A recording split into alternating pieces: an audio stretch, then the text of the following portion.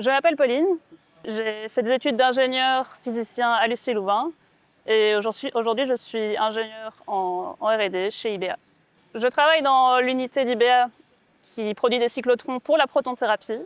Donc la protonthérapie, c'est une thérapie pour soigner le cancer qui s'apparente un peu à la radiothérapie, sauf qu'au lieu d'utiliser des rayons X, on va utiliser un faisceau de protons pour irradier les tumeurs. L'avantage de la protonthérapie, c'est que ça permet de n'irradier que les tissus cancéreux et d'éviter le plus possible l'irradiation sur les tissus sains. Donc moi, je suis ingénieur en R&D. Plus spécifiquement, je suis dans une équipe qu'on appelle des ingénieurs projet ou ingénieurs hardware.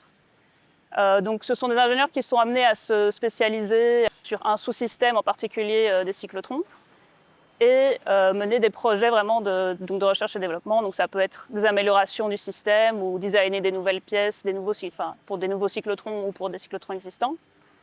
Moi en particulier, le sous-système sur lequel je travaille le plus, c'est les cavités RF. Ce sont les cavités qui permettent de créer un champ électrique qui va donner des impulsions d'accélération au faisceau de protons, donc au bunch de protons. Ce que j'ai pu faire par exemple comme projet sur ces cavités RF, ça peut être d'optimiser la puissance qu'on injecte dans ces cavités, donc mettre le moins de puissance possible, tout en gardant le même faisceau de protons à la sortie du cyclotron.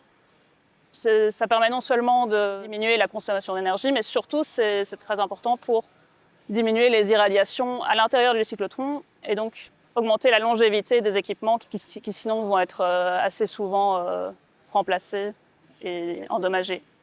C'est un bénéfice pour les équipements du cyclotron lui-même. Si vous avez un cyclotron qui est utilisé en protonthérapie et qu'on doit tout le temps changer des équipements dessus, ça coûte très très cher. Et en plus, ça veut dire qu'on doit mettre en arrêt les systèmes lors des traitements. Et donc, il n'y a plus de traitement possible pendant un temps, c'est très négatif. Donc j'ai choisi de venir travailler chez IBA parce que d'un côté, j'avais un très grand intérêt pour toutes les technologies médicales, le domaine du médical de manière générale. Je m'intéresse énormément à la physique et qu'il y a de la physique super intéressante sur les cyclotrons.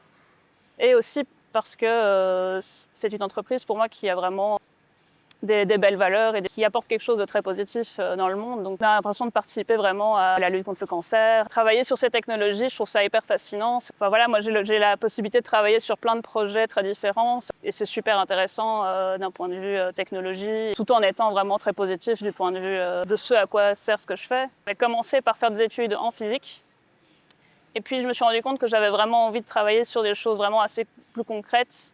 Donc j'ai décidé de changer et de faire le bachelier et le master en ingénieur civil à l'École polytechnique de Louvain.